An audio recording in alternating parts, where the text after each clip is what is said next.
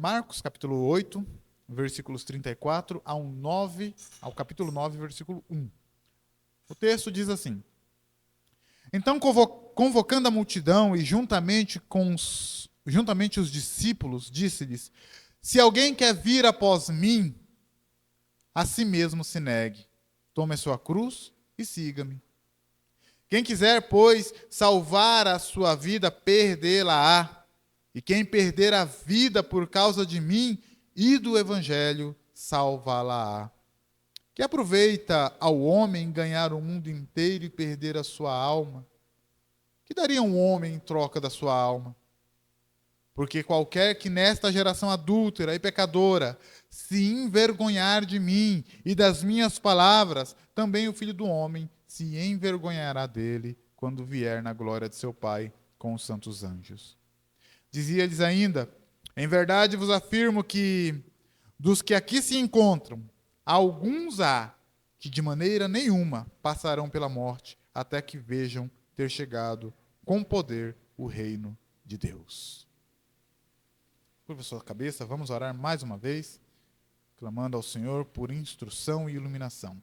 Pai soberano, uma vez mais nos colocamos diante da Tua presença e agora, Senhor, nós pedimos por iluminação, Senhor. Pedimos por iluminação, pedimos que o Teu Santo Espírito ilumine a nossa mente, que Ele quebrante o nosso coração, que Ele nos capacite, Senhor, para compreender toda a palavra esta que o Senhor nos trouxe para aplicar ao nosso coração neste dia. Esta palavra que foi aplicável ao coração daqueles homens que andaram com o Senhor há 2000 anos atrás, os mesmos preceitos, os mesmos princípios aplicados a nós, homens e mulheres, que queremos ir após o Senhor, Pai. Aplica, Senhor, em nome de Senhor Jesus Cristo, esta palavra ao nosso coração. Capacita-nos para compreendê-la toda, em nome de Jesus. Amém. Amém. Glória a Deus. Bom, hoje nós vamos falar sobre o custo do discipulado. O custo do discipulado é o que o Senhor está falando. Como nós falamos, né? O Senhor Jesus Cristo entrou, então, agora a falar sobre o que era necessário que acontecesse com ele. Hoje pela manhã nós falamos sobre a questão do escândalo da cruz. O apóstolo Paulo fala do escândalo da cruz como algo que para eles, no primeiro século, já era inaceitável.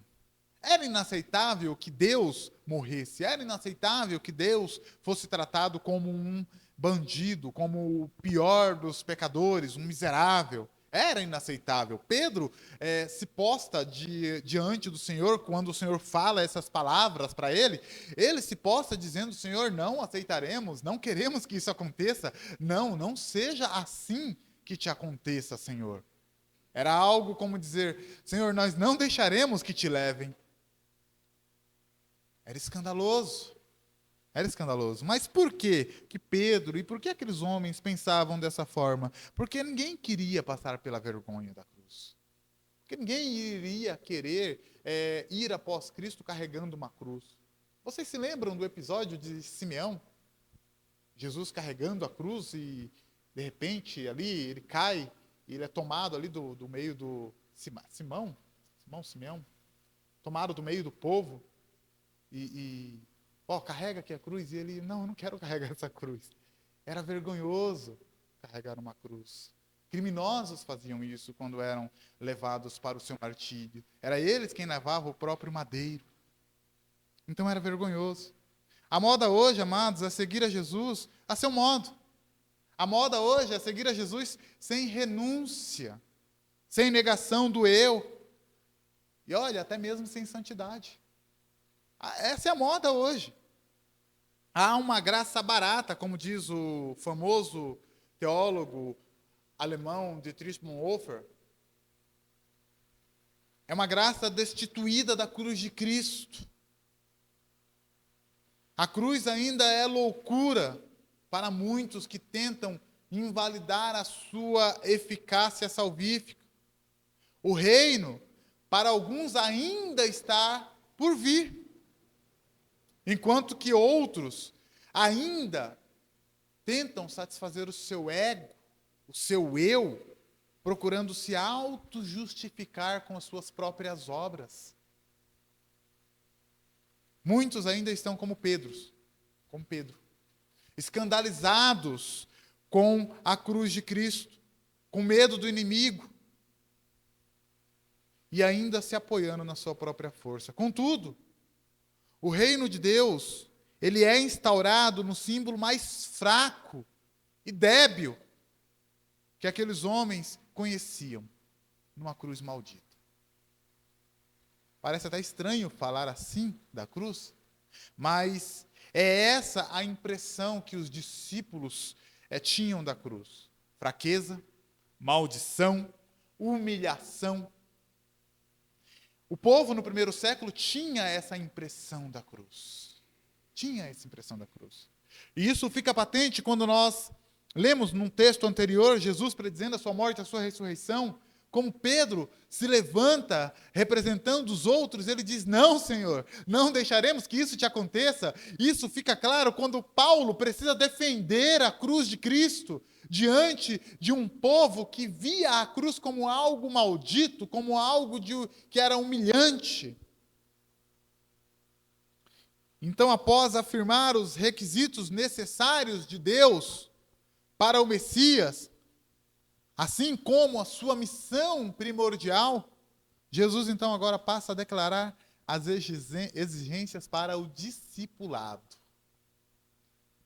Era algo como o discípulo de Jesus, ele tinha que ter em mente. É o custo do discipulado. O que o discípulo de Jesus tem que ter em mente? Primeiro, os desafios do discipulado. No versículo 34, ele nos fala desse desafio. Ele diz, convocando a multidão, e juntamente os seus discípulos: se alguém quer vir após mim, a si mesmo se negue, tome a sua cruz e siga-me. Imagina o que quer dizer isso para o povo que entendia que a cruz era algo vergonhoso. Que cruz significava ser morto como um assassino, ou como o pior dos bandidos, ou o mais desprezível dos homens. Jesus vira para eles e diz: se alguém quiser vir após mim, a si mesmo se negue e tome a sua cruz. É o desafio do discipulado. Ser discípulo é seguir as pegadas de Jesus. E isso, amados, envolve mudar a visão que é centrada no eu. E aderir, então, à vontade de Deus. É aquela vontade contínua de dizer não a si mesmo. Os verbos que o escritor Marcos usa aqui, os verbos vir, negar, seguir, está num tempo do grego chamado aoristo, que denota um processo que começa em algum momento, mas não termina, ele continua. O vir a Cristo, o negar a si mesmo, o seguir após Cristo carregando a cruz, é algo que começa quando você abre a sua boca diante da cruz de Cristo e diz: eu quero a cruz de Cristo, eu preciso dela. E ela continua durante a sua vida. À medida que você vai caminhando, à medida que você vai andando com Cristo, à medida que você amadurecendo espiritualmente. 3 coisas acontecem com o discípulo. Então, durante esse discipulado, esse tempo todo. A primeira delas, o discípulo muda o centro de gravidade da visão, que é concentrada ou centrada no eu, no seu ego, para a completa adesão à vontade de Deus. O discípulo que imita Cristo, ele faz exatamente o que Cristo fez. Não seja eu, Senhor, contudo seja a sua vontade. Lembram-se de Jesus no Getsêmani? Pai, se possível for, afasta de mim esse cálice. Contudo, seja feita a tua vontade, não a minha. O discípulo de Cristo, que quer ir após Cristo, primeiramente ele tem que matar o seu eu, o seu ego. Não seja eu, seja a tua vontade. Segundo, ele passa a ter uma vontade contínua de dizer não a si mesmo. e dizer sim para Deus. Quantas vezes, amados, nós, durante a semana, nos pegamos em conflito com o nosso homem interior, brigando com ele, para levantar cedo e orar, ler a palavra de Deus, para andar corretamente nos caminhos que o Senhor nos apontou. E quantas vezes, durante essa mesma semana, nós falhamos? Falhamos em orar a Deus, falhamos em falar com Deus, falhamos em estudar a sua palavra, falhamos em confessar os nossos pecados. Quantas vezes? É um desafio imenso o do discipulado. Negar a própria vontade, dizer não a si mesmo e dizer sim para Deus o tempo todo. E em terceiro lugar, esse discípulo adota uma postura de denúncia radical a toda auto-idolatria.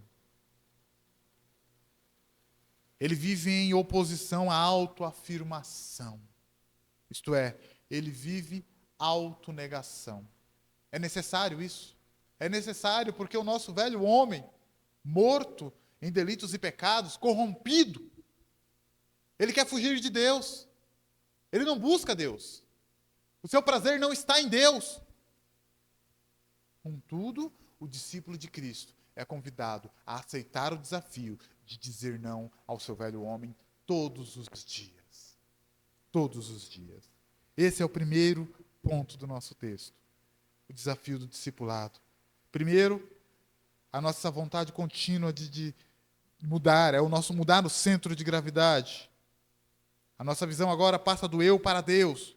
Depois nós passamos a ter uma vontade contínua de dizer sim para Deus e não para nós mesmos. E por fim, nós adotamos essa postura de renúncia total da nossa auto-idolatria. Não seja eu, Senhor. Seja tu vivendo em mim. O apóstolo Paulo ele vai dizer que agora não vivo mais eu, Cristo vive em mim. Ele está querendo dizer isso. Não mais a minha vontade, mas a vontade daquele que me chamou. A vontade de Cristo. Jesus assevera, qualquer um que não tomar a sua cruz e vier após mim, não pode ser meu discípulo. Lucas 14, 27. Não há discipulado sem custo. Segundo Bonhoeffer, discipulado sem custo é graça sem discipulado. É graça sem a cruz. É graça sem Jesus. É graça sem Cristo, vivo e encarnado. É graça sem o constante reconhecimento e esperança da vida e da morte e da ressurreição de Jesus Cristo. Em outras palavras, é graça sem cruz. É graça sem cruz. Você tem que conhecer os desafios do discipulado. Negar a si mesmo.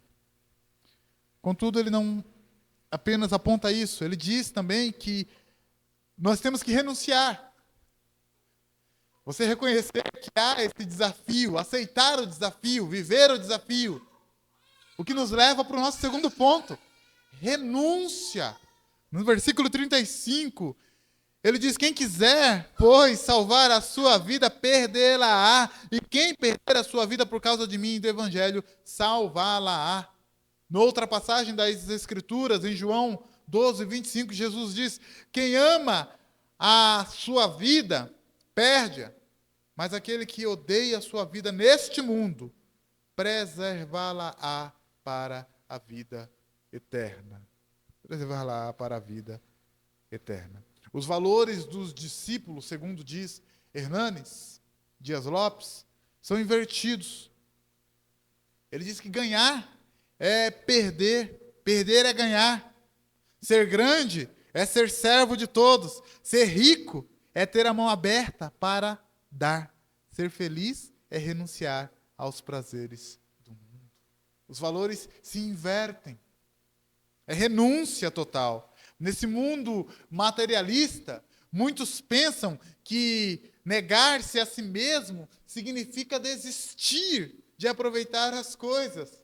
É muito comum, quando nós vamos evangelizar pessoalmente, as pessoas que ainda não conhecem a Cristo, elas dizerem, olha, se eu aceitar a Cristo, eu vou ter que deixar de fazer isso, ou vou ter aquilo. A ideia de renúncia que ele tem é isso, de não aproveitar as coisas, de não aproveitar as coisas boas que Deus nos deu para aproveitarmos. E não é isso que diz. É muito mais profundo. A renúncia é a coisa mais difícil para o homem moderno. É a coisa mais difícil. Em um certo sentido, os discípulos que estavam ouvindo ao Senhor Jesus já haviam renunciado muitas coisas. Eles já haviam renunciado à sua família, porque estavam andando com Cristo. Eles já haviam renunciado à sua profissão, porque haviam deixado as redes para seguir a Cristo. Eles já haviam renunciado à sua reputação, porque eles estavam andando com um homem que era visto como um bandoleiro, que estava marcado para morrer. Eles já haviam renunciado todas essas coisas. O conforto das suas casas, seus empregos.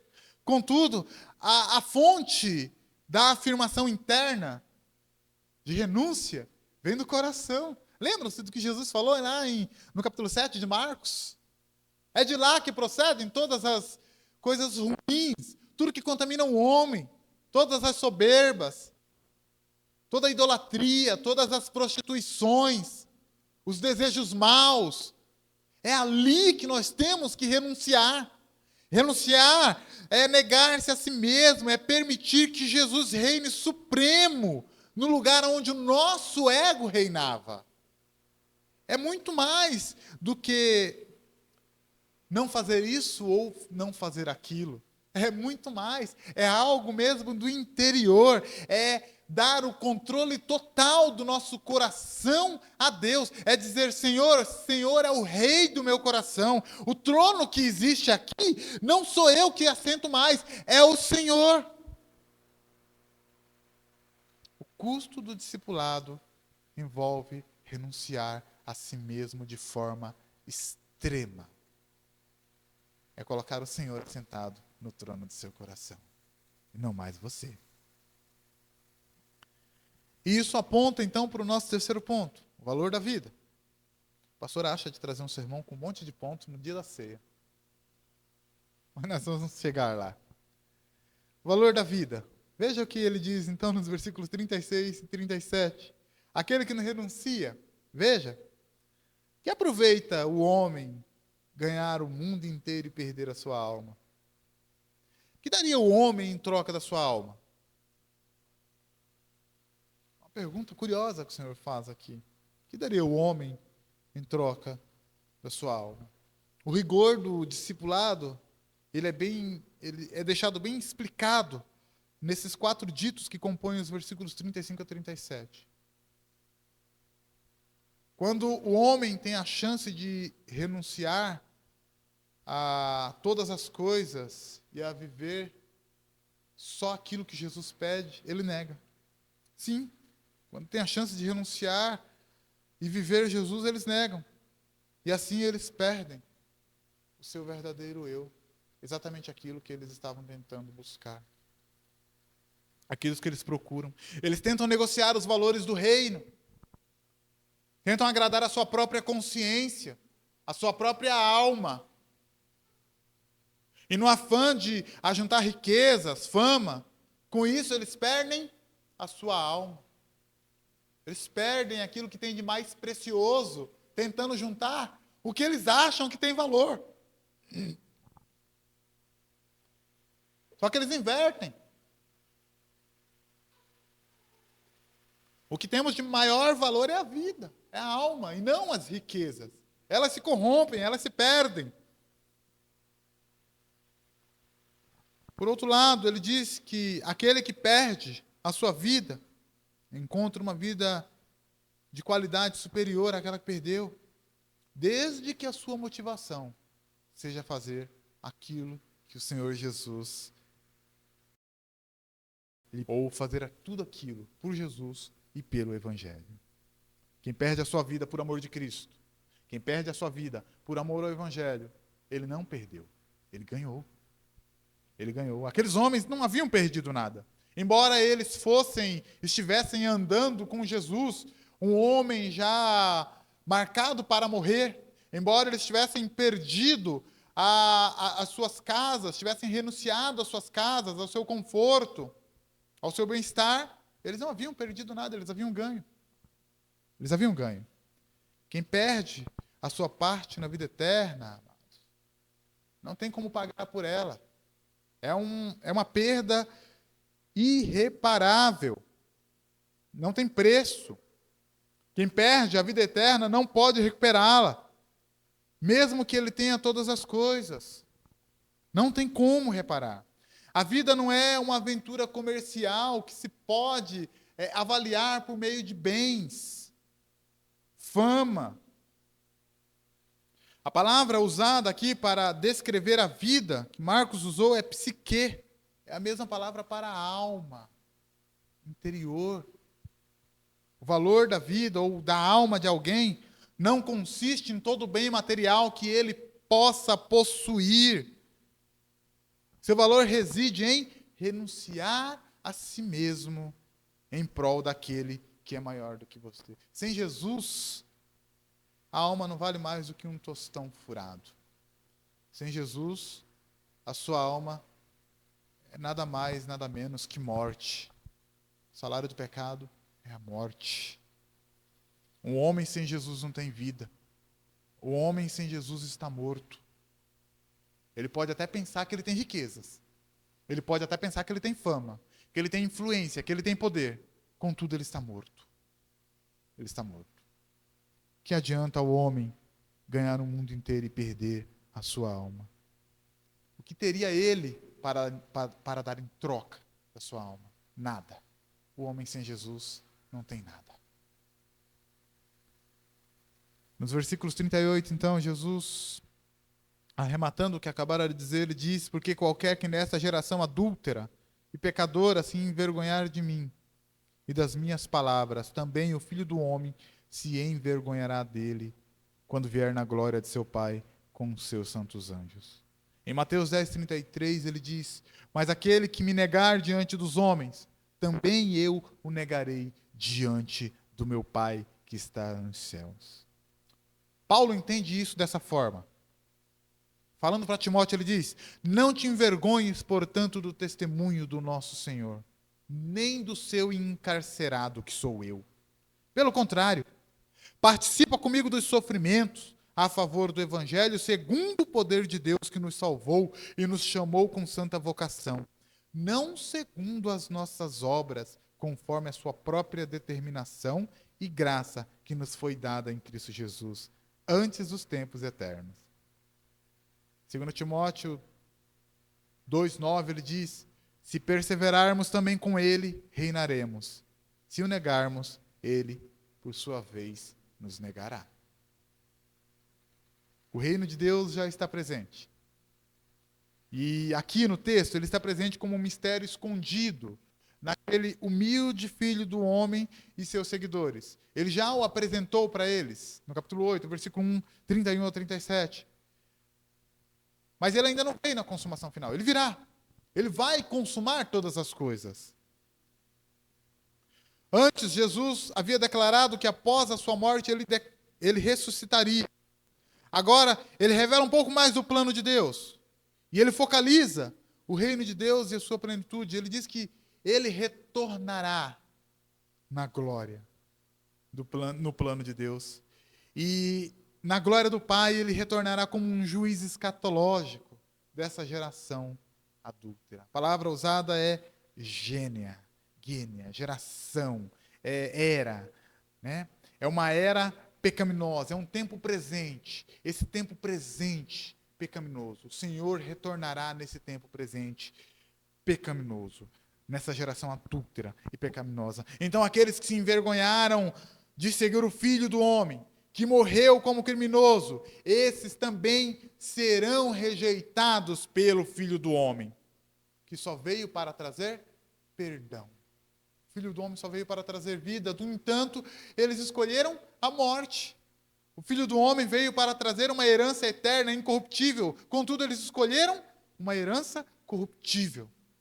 Fama, poder, que se acaba. E aí ele diz que ele virá. Está perto o dia em que ele virá. E ele virá como um juiz escatológico. Jesus será vindicado por Deus e aqueles que agora, nesse presente momento, partilham do seu sofrimento, vão compartilhar da sua exaltação. Você que confessa Jesus Cristo, é o que ele quer dizer, que não se envergonha das palavras dele, será exaltado diante do Pai. Diante do Pai ele dirá: vinde, benditos de meu Pai. Para você ele disse: eu estou indo vos preparar lugar. Aqueles que negam ao Filho, hoje e agora, virá um juiz escatológico. Eles devem temer. Eles têm que ter medo mesmo. É por isso que eles vivem adiando, tentando pôr uma pedra na verdade do Evangelho, distorcê-la, invalidá-la, porque eles sabem que quando essas palavras se cumprirem, eles serão julgados por suas más ações. E há uma promessa segura, então. No versículo 1 do capítulo 9, ele continua o texto, faz parte ainda do que ele está dizendo, do discurso. Ele diz: em verdade eu vos afirmo que dos que aqui se encontram, há alguns que de maneira nenhuma passarão pela morte, até que vejam ter chegado com poder o reino de Deus. Capítulo 9 de Lucas, no versículo 27, nesse mesmo texto ele diz: verdadeiramente vos digo, alguns há dos que aqui se encontram, que de maneira nenhuma passarão pela morte, até que vejam o reino de Deus. Mateus 24, 30. Então aparecerá no céu o sinal do Filho do Homem. Todos os povos da terra se lamentarão e verão o Filho do Homem vindo sobre as nuvens do céu com poder e muita glória. Há uma promessa segura. Se no momento ele falou que aqueles que negarem o Filho do Homem agora será negado diante do Pai, agora ele está dizendo: eu estou prometendo que eu vou voltar. Há uma dificuldade teológica aqui. Se eles veriam, então, Cristo vindo, e o reino de Deus ainda estivesse por vir, ou esses homens para o qual Jesus está falando são um elo perdido, e estão em algum canto do mundo, escondidos, vivendo ainda, esperando, ou Jesus não é quem ele diz ser. Alguns vão traduzir isso, ou vão usar isso, esse texto, para invalidar as palavras de Jesus. Mas eles procuram não compreender o que Jesus está falando. Contudo, no capítulo 9, aqui do versículo 1, Jesus ele faz uma promessa de que o poder do reino, que presentemente está escondido na fraqueza, na cruz, humilhante, em breve será manifestado em glória. Né? O texto seguinte é a narrativa da transfiguração, nos versículos 2 ao 8 do capítulo 9. Durante as suas vidas, né, ou seja, antes de experimentarem a morte, somente alguns, aqui nesse caso 3 dos 12, se encontram com Jesus quando ele tem esse encontro no monte da transfiguração. Eles viram a glória de Deus. Eles também têm uma prévia aqui, então, do reino vindouro. Os demais, menos Judas Iscariotes, veem Jesus glorificado depois da ressurreição. E ainda o veem ascender aos céus. Ainda nessa vida, eles viram, sentiram e receberam o Espírito Santo de Cristo, o Espírito Santo de Deus, enviado como prometido. E também viram a igreja se espalhar pelo mundo na época. Eles viram a glória de Deus em suas múltiplas manifestações. A promessa que o Senhor Jesus havia feito se cumpriu para a vida deles. Não é que eles morreram sem ver a volta de Cristo. Não, a promessa era: vocês vão ver o reino de Deus. E eles viram. Eles viram o Cristo ressurreto, eles viram o reino ser implantado, eles viram a história do homem mudar, eles viram o caminho ser aberto. Eles foram os primeiros a passar por esse caminho. E nós atrás deles, eles atrás de Cristo e nós atrás deles. Foram os primeiros.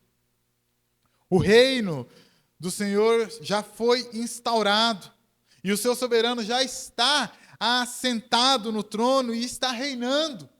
Os discípulos do Senhor Jesus, para quem essa promessa havia sido feita, compreenderam isso. Veja, o que o apóstolo Pedro diz em sua carta, a 2 Pedro 1,11, porque assim vos será amplamente concedida a entrada no reino eterno do nosso Senhor e Salvador Jesus Cristo. Para Pedro, esse reino já é real. Já é real. A porta já foi aberta, Pedro está dizendo. João, falando às igrejas, em Apocalipse 1,6, ele diz: e nos fez reis e sacerdotes para Deus e seu Pai, e a glória e o poder para todos sempre. Ele já nos fez, João está falando, ele não nos fará. Não é algo que ainda irá acontecer, já aconteceu. De igual modo, diz o escritor aos Hebreus, no capítulo 1, versículo 8, mas do Filho diz: ó Deus, o teu trono subsiste pelos séculos dos séculos, cetro de equidade é o cetro do teu reino. O Senhor Jesus já vive e reina. O reino de Deus já foi plantado. O reino de Deus já chegou e ele veio com o Senhor Jesus Cristo e ele foi anunciado pelos seus discípulos, não sem um pouco de renúncia, não sem um pouco de aflição, não sem um pouco de tribulação. Quem somos nós, então, para dizer que seguir a Jesus hoje tem que ser fácil? Não. No mundo tereis aflições, disse Jesus. No mundo tereis aflições. Como você segue Jesus? Pense aí. Quero aplicar isso com você nesta manhã. Como você segue Jesus?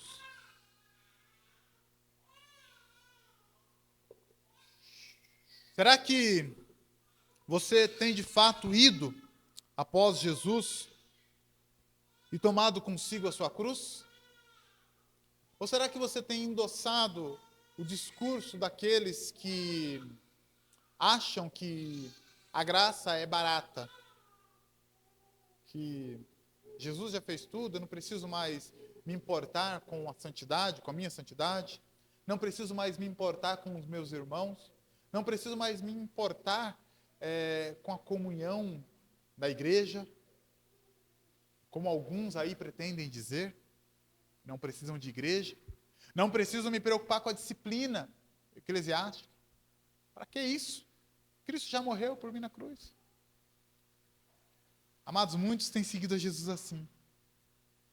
Não têm se importado com a cruz de Cristo. Não têm se importado com as palavras de Cristo. Não têm seguido os passos de Cristo. Cristo disse: aquele que quiser vir após mim, a si mesmo se negue, tome a sua cruz. Tome a sua cruz. É vergonhosa. Tome ela. Vá após Cristo. Tem renúncia na sua confissão?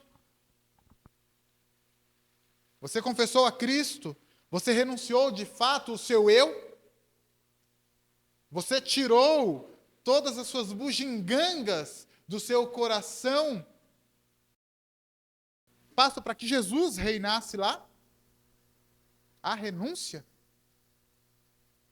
Há uma perda de vida por amor do Evangelho? Tem gente aí que tem medo de falar de Jesus na internet.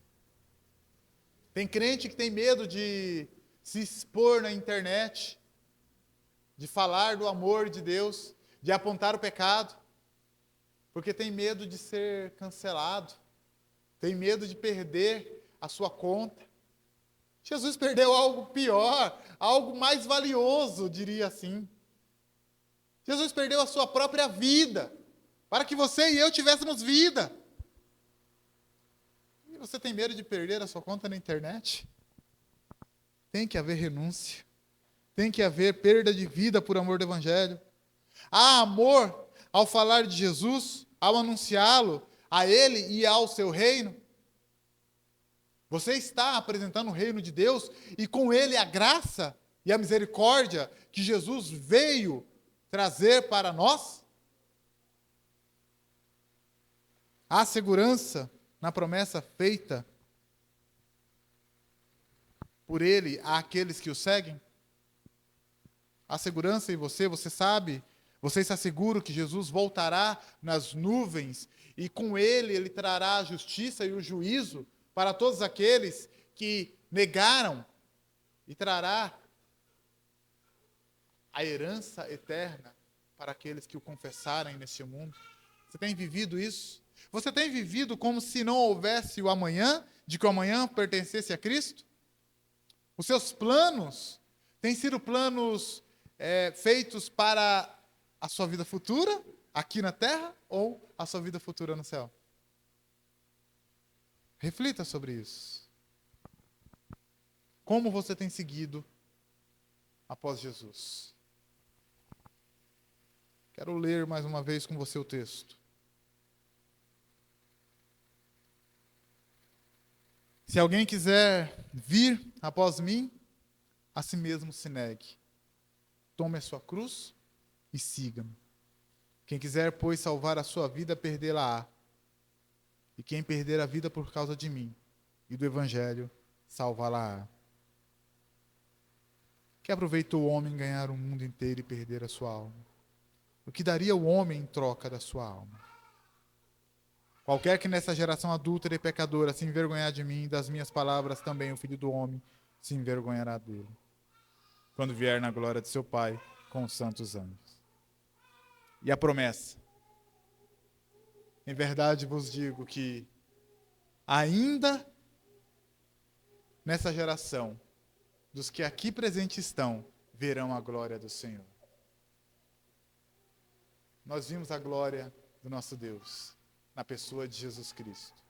Recebemos por meio do Espírito Santo aquele que em todas as coisas foi varão perfeito, ovelha perfeita, sacrifício perfeito, e que nos justificou. E agora nós temos o privilégio de anunciar ao mundo que o reino de Deus chegou. E fazemos isso por meio do nosso memorial.